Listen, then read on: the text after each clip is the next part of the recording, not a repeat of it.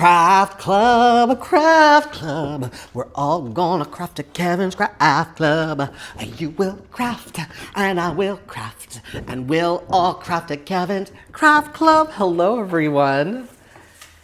It is another episode of Craft Club, Winter Edition, where I have been reading my script in case of emergency. I took a pause there because I forgot what it was called. The script is so old, and it's not very good. I have since become a better writer. I have written for television shows. I'm better at structure. I'm better at jokes. I'm better at everything. But, you know, I have all of this unfinished work that I was like, I want to share with people. So this is what I'm doing here. And I have other scripts too. But if this is not going well and everyone is zoned out, then I won't do it again.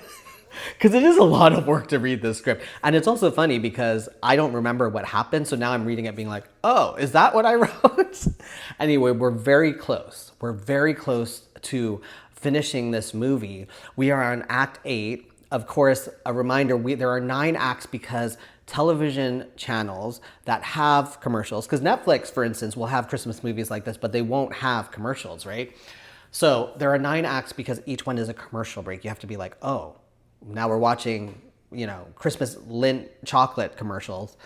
And so we're at Act 8. Is anybody guessing what's gonna happen? Is anybody anybody have guesses about what this movie is really about? Because it will be exposed in this scene. In this, not this scene, in this act. Everything is revealed in this act. And as we remember, Mrs. Betty has all of these gifts. She's been opening it, all of these fun things. She's been feeling much better because her husband gave her these gifts.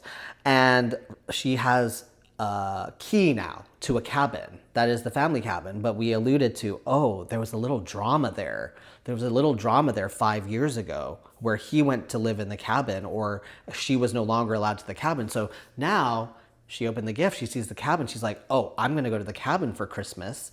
And screw the pie shop. Miss Leonard is furious. She's like, oh my God, my pies, my pies. Miss Leonard is the role that I would want to play personally. Who would, Allison Janney? That would be a great Miss Leonard, Allison Janney. I'm not, anybody else, any other thoughts on that role? Let's see, who else is, yeah, like, that kind of like funny, lanky kind of actress. So many ways that we could cast this, but now, she did not show up for work. Mrs. Betty did not show up for work. The pie shop is behind, and Tracy has forced Mike and her best friend Ricky, her boyfriend Mike, her best friend Ricky, they don't like each other. They now have to make all the pies while she goes to the cabin to get her mom. So let's take a look. Act 8. Exterior, outside. Family cabin day. A wooden cabin in the forest. It is isolated from everything. There is snow on the ground that is untouched. A taxi pulls up to the cabin. The taxi driver gets out of the car and opens up the backseat, revealing Betty with her purse on her lap, staring at the cabin. We're here, Mrs. Betty. The taxi driver helps Mrs. Betty out of the car and gets her suitcase from the trunk and hands it to her. Perfect time for a getaway, right, Mrs. Betty? Oh, yes. Thank you. The taxi driver gets back into the car and drives away. Betty continues to stand there for a moment, taking in the cabin. She struggles up the snowy pathway with her suitcase. She walks onto the porch and searches through her purse for the key. She finds it and opens the door and steps in. Interior. Family cabin, continuous.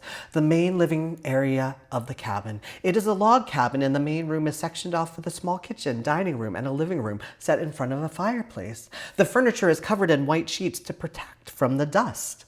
There are 2 doors leading to rooms, one presumably for the bathroom and one for the bedroom. Betty steps in and closes the door behind her. She coughs from the dust. From one of the rooms, Ben appears. Oh, well, the place looks different. You like it? I made some upgrades. Betty starts to take off the sheets to reveal all of the furniture. It reveals beautiful handcrafted furniture.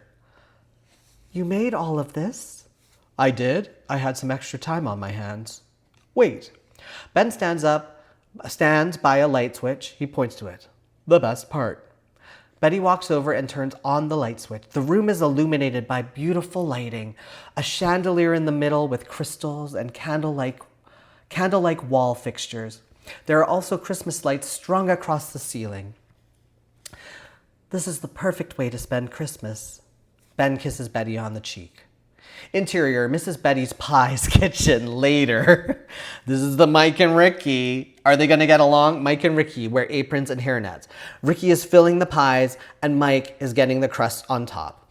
They work in an awkward silence. Then Ricky breaks the silence. Prettier. What? I said you have to make it prettier. What do you mean?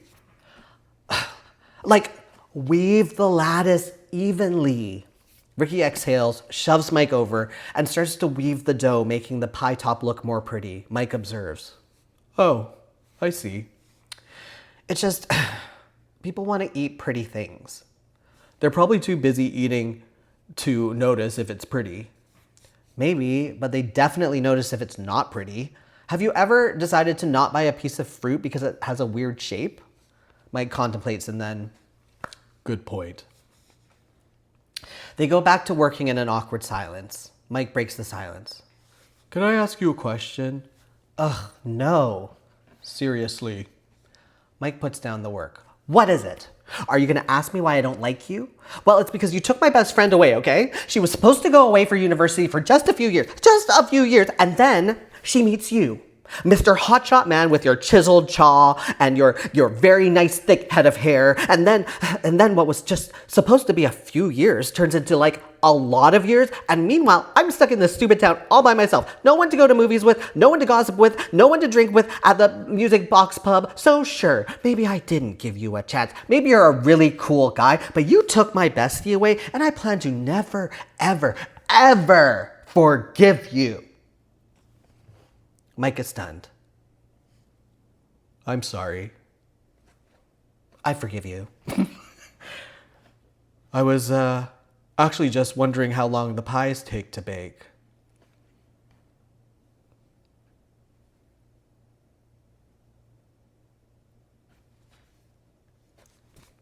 "45 minutes.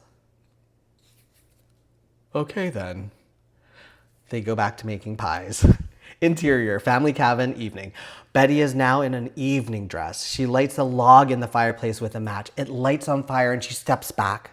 Ben is sitting on the couch watching her. There we go. Nice and warm. You look beautiful. Betty sits down next to Ben. Thank you, dear. Ben kisses Betty on the cheek. Even more beautiful than the first day we met. Betty pauses. We lost a lot of time together. Well, we're making up for it now. Ben looks over at Betty's purse. 2 more presents left. Betty stands up and goes into her purse. She takes out the remaining 2 boxes. One is the small box, the other is a square flat box. She decides on the square flat box and puts the other back into her purse.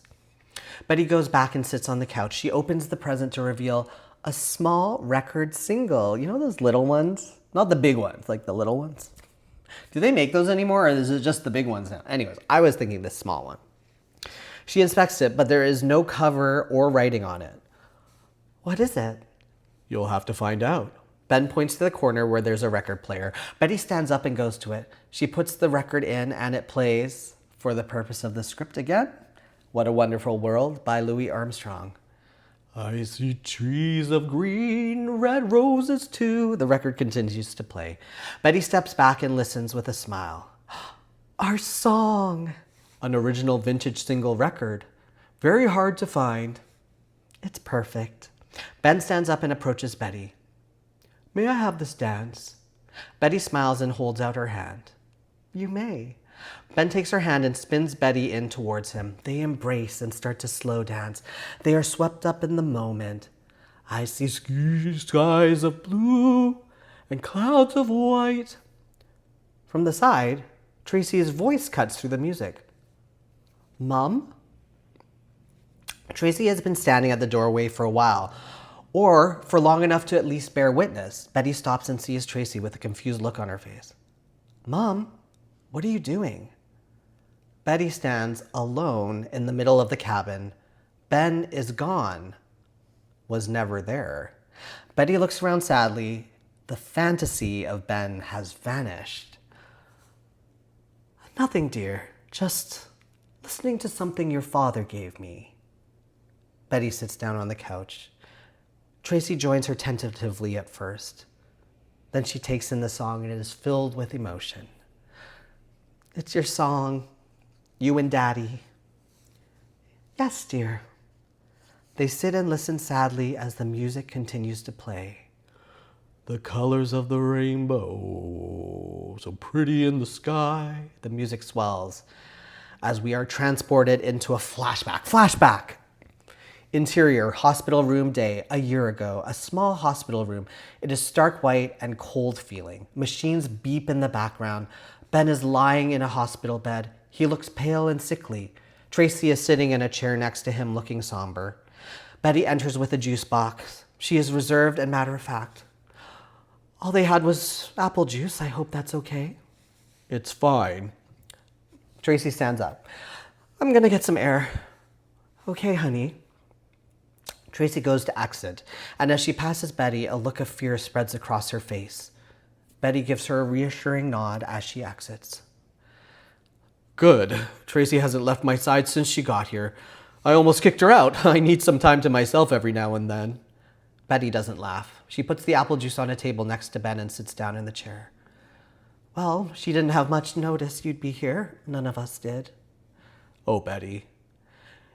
If you just told us sooner, maybe we could have done something, or there's nothing that could have been done.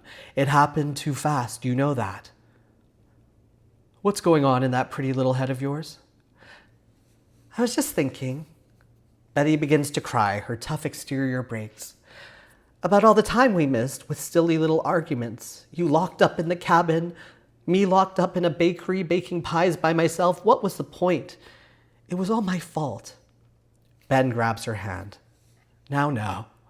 No one ever said a lifetime of marriage was easy, but we did pretty good in my opinion.